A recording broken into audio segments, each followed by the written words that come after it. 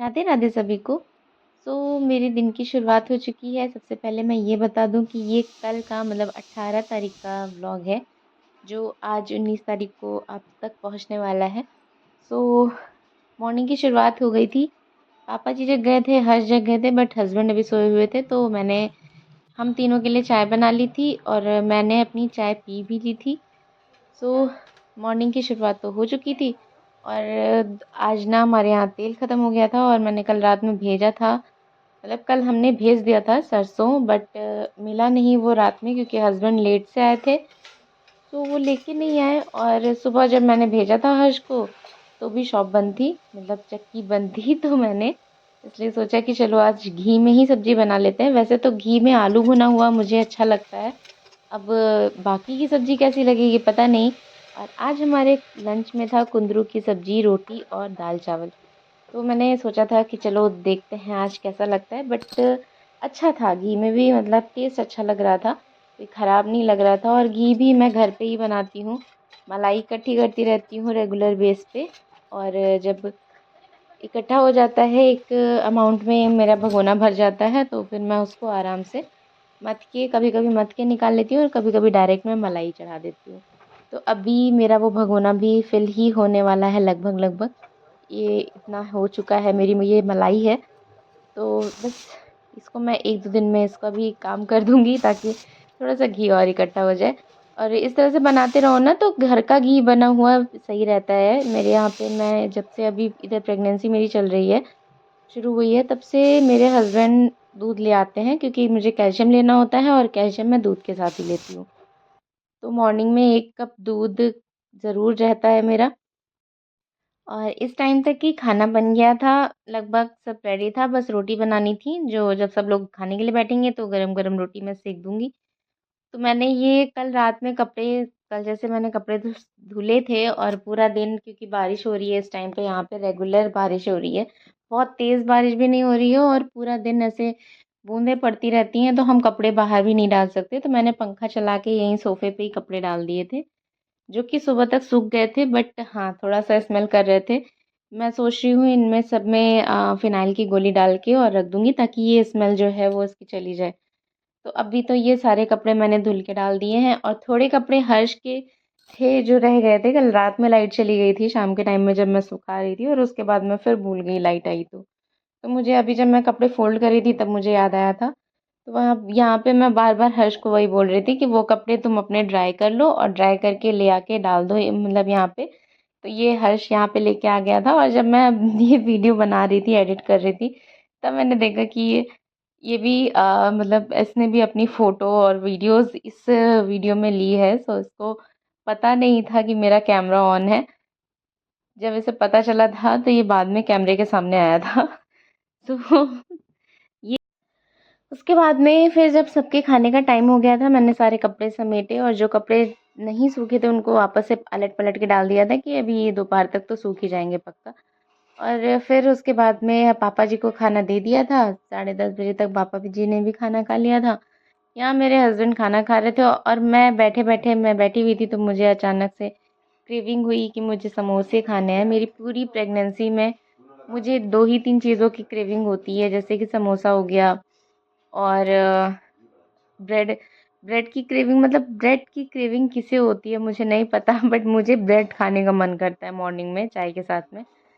और साथ में जैसे कभी कभी मैं बाहर जाती हूँ और मेरे हस्बैंड पूछ भी लेते हैं ना, तो बंद मक्खन की बहुत मेरी डिमांड रहती है कि मुझे बंद मक्खन और चाय लेनी है। तो ये सारी चीज़ें पता नहीं क्यों, ये ऐसे क्रेविंग्स, किसको किसको ऐसी क्रेविंग्स होती हैं, मुझे ज़रूर कमेंट कीजिएगा।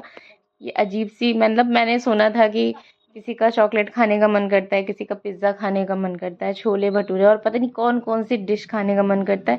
मैं बस यही सारी 2-4 चीज़ों पे अटकी रह जाती हूँ। एक बार हाँ मेरा मन किया था कि मुझे खाना है, पर जब मैंने बोला था हस्बैंड को मुझे छोले भटूरे खाने हैं, और मैं जब शॉप पे वो छोले भटूरे उन्होंने दिलाया भी मुझे, जैसे ही मुझे प्याज दिखा मैंने तुरंत मना कर दिया, मुझे नहीं खाना है। क्योंकि मेरी पूरी प्रेगनेंसी में मुझे प्याज से बहुत ज़्यादा नफ़रत हो चुकी है, और इस चीज़ का मेरे घर के बाकी लोगों को बहुत प्रॉब्लम भी है, बट अब कुछ नहीं कर सकते इसका हम, क्योंकि जब से मुझे ये प्रॉब्लम हुई है घर में कोई और है नहीं, खाना वगैरह मैं ही बनाती हूँ। तो मैंने लगभग मतलब ये मेरा 6 मंथ चल रहा है और जल्दी ही मतलब मैं कल 7 मंथ में एंटर कर जाऊँगी। कल से मेरा 28 वीक लग जाएगा। तो इस चीज़ की भी थोड़ी-सी एक्साइटमेंट है कि अभी धीरे-धीरे मेरे डेज़ पास आ रहे हैं। तो मतलब ये पूरे 6 मंथ में मैंने प्याज़ यूज़ ही नहीं किया है घर में। किसी भी डिश में मैं कुछ भी बनाती हूँ तो बिना प्याज़ का ही बनाती हूँ और बाय गॉड ग्रेस बहुत अच्छा बन जाता है। तो मुझे यहाँ पे हो रही थी समोसे की क्रेविंग। मैंने हस्बैंड को बोला तो फिर उन्होंने हर्ष को भेजा था कि जाके समोसा लेके आए, तो फिर वो समोसा लेके आया था और हम सब ने फिर समोसा एंजॉय किया। हस्बैंड ने तो अपने खाने के साथ ही खा लिया था और यहाँ पे मैं उनसे पूछ रही थी कि कौन सी चटनी लेनी है उनको। और हम लोग का ना ऐसे छोटी-छोटी बातों पे झगड़ा होता रहता है। मुझे लगता है ये तो हर हस्बैंड वाइफ का ही होता होगा। पता नहीं किस बात पे, मुझे याद नहीं है, बट यहाँ पे कुछ हुआ था हम दोनों के बीच में। मैं समोसे निकाल रही थी, चटनी की जो पैकेट होता है वो मैं मुंह से फाड़ने जा रही थी, फिर मुझे याद आया कि नहीं पापा को भी देना है, तो फिर मैं उठ के गई थी, कैंची लेके आई हूँ और मैंने फिर सबके लिए समोसे निकाले हैं। मतलब मैं तो तुरंत शुरू हो गई थी, मुझसे रहा नहीं जा रहा था समोसे देख के। हर्ष गया था बाबा से पूछने के लिए, मतलब पापा से पूछने के लिए कि कौन सी चटनी लेंगे, पूछ के आया है। फिर वो भी मतलब उनको भी देख के आया। और ये आज बार बार मेरे कैमरे में आ रहा था। उसको बड़ा मज़ा आता है ऐसे वीडियोस बनाने में और मुझसे बोलता भी रहता है कि चाची मतलब मेरा भी चैनल है, मैं भी डालता हूँ, बट अब मैं बोर हो जाता हूँ वीडियोस डालते डालते, इसलिए नहीं डालता। तो काफ़ी अच्छा है, ये मेरे साथ ही रहता है, मतलब अपने पापा के बाबा जी के साथ रहता है, दादाजी के साथ।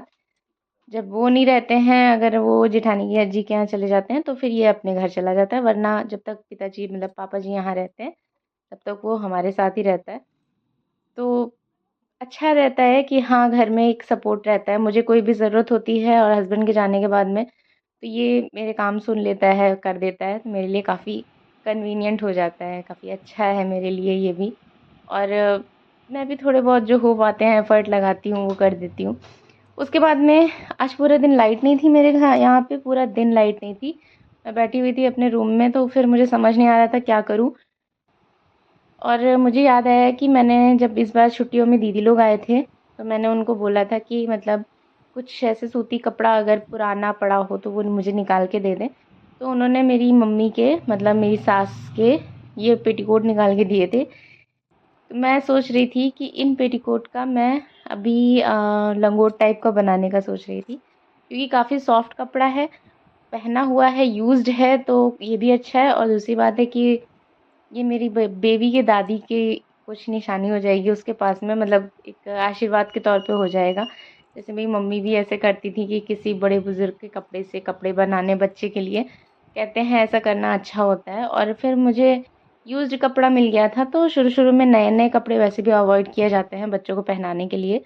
तो मैं बस यही कर रही थी, इस पेटीकोट को मैंने पूरा इसकी सिलाई तोड़ी और उसके बाद में, क्योंकि मुझे लग रहा था कि पता नहीं बेबी की सॉफ्ट स्किन पे ये जो जोड़ हैं इसके, ये सही से हो सकता है उसको थोड़ा प्रॉब्लम करे, इसलिए मैंने इसकी एक एक कली निकाल के और उन कली में से ये छोटी छोटी सी नैपी बनाई हैं लंगोट टाइप के। तो मतलब बनाए नहीं हैं, आज मैंने कट ही किया था, क्योंकि अभी मैं ज़्यादा देर बैठती हूँ ना तो भी मुझे प्रॉब्लम होती है।